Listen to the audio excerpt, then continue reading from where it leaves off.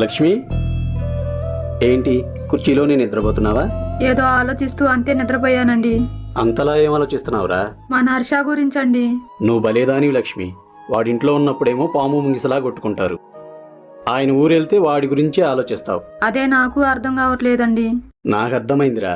నీలాగే చాలా మంది తల్లిదండ్రులు వాళ్ళ పిల్లల్ని కోపంలో కొడుతూ తిడుతూ ఉంటారు. కానీ వాళ్ళు దూరమైనప్పుడు మాత్రం వారి కోసం కన్నీళ్లు కురిపిస్తారు. అదేరా కన్నప్రేమంటే.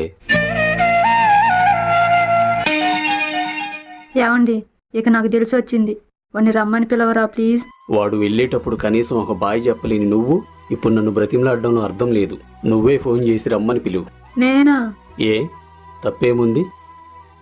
చూడు లక్ష్మి, ప్రేమికుల మధ్య ఈగోస్ ఉండొచ్చు, భార్యాభర్తల మధ్య ఈగోస్ ఉండొచ్చు, కానీ తల్లి కొడుకుల మధ్య ఈగోస్ ఎప్పటికీ ఉండకూడదు.